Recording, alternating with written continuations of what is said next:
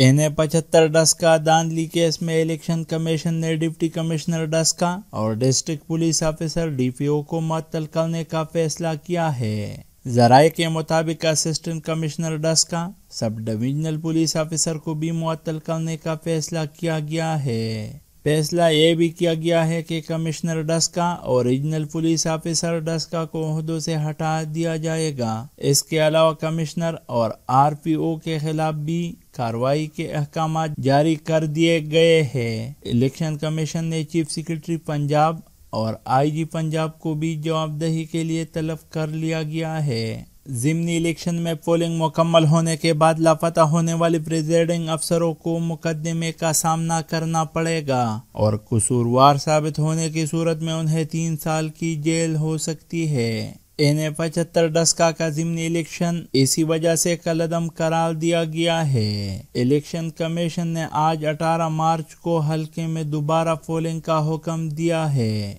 दूसरी तरफ हुकूमत रीपोलिंग के फैसले के खिलाफ सुप्रीम कोर्ट में अपील करेगी। वजीर आज़म इमरान खान के ज़ेर सदारत पार्टी तर्जुमानों के इजलास में फैसला किया गया है। अली असजद इलेक्शन कमीशन के फैसले को सुप्रीम कोर्ट में चैलेंज करेगी।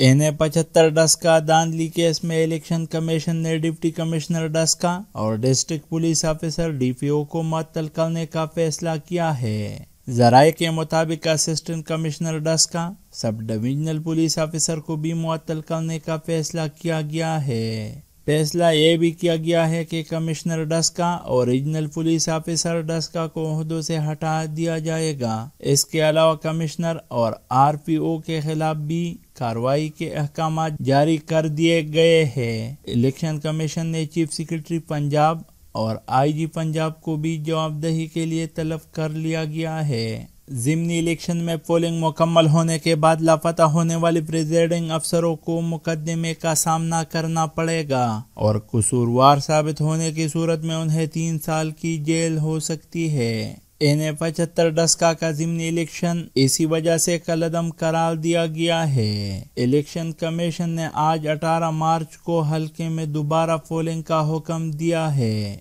दूसरी तरफ हुकूमत रीपोलिंग के फैसले के खिलाफ सुप्रीम कोर्ट में अपील करेगी। वजीर आज़म इमरान खान के ज़ेर सदारत पार्टी तर्जुमानों के इजलास में फैसला किया गया है। अली असजद इलेक्शन कमीशन के फैसले को सुप्रीम कोर्ट में चैलेंज करेगी।